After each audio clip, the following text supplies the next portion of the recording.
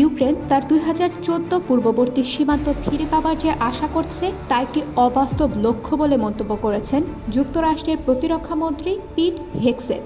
ব্রাসেলসে NATO সদর দপ্তরে বক্তব্য রাখার সময় তিনি এ মন্তব্য করেন। খবর ভয়েস অফ আমেরিকা।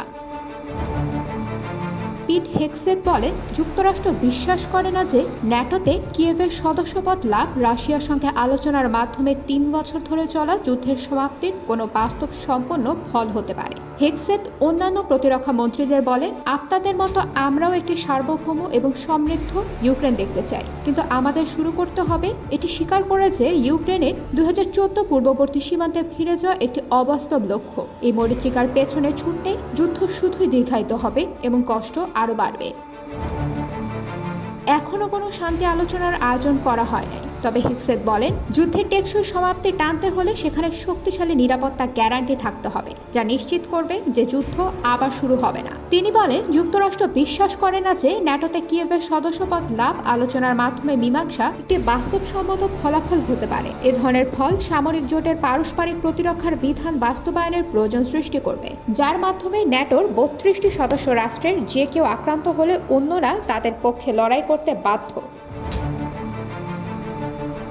কিয়েভ অনেক দিন ধরে ন্যাটোর সদস্য হতে চাইছে। জোটের অন্যান্য সদস্যরা বলছে তারা সেটাতে অঙ্গীকারবদ্ধ, কিন্তু যুদ্ধ চলাকালে নয়। তার পরিবর্তে হেগসেথ বলেন যে ইউক্রেনের জন্য নিরাপত্তা গ্যারান্টি শক্তিশালী ইউরোপিয়ান এবং ইউরোপিয়ান নয় এমন সেনাদের মাধ্যমে নিশ্চিত করা যায়। তিনি বলেন, এই সেনাদের যদি কোনো এক সময় ইউক্রেনের শান্তি রক্ষক হিসেবে মোতায়েন করা হয়, তাহলে তাদের একটি ন্যাটো বহির্ভূত মিশনের অংশ হিসেবে মোতায়েন করা উচিত এবং তারা আর্টিকেল 5-এর আওতায় পড়বে না। ন্যাটোর পারস্পরিক প্রতিরক্ষার বিধান আর্টিকেল 5 নামে পরিচিত। রাশিয়া 2014 সালে রুশপন্থী বিচ্ছিন্নতাবাদীদের সমর্থনে ইউক্রেনের ক্রাইমিয়া দখল করে নেয়। বিচ্ছিন্নতাবাদীর ইউক্রেনের পূর্বাঞ্চলে কিয়েভ বাহিনীর সঙ্গে লড়াই করছে।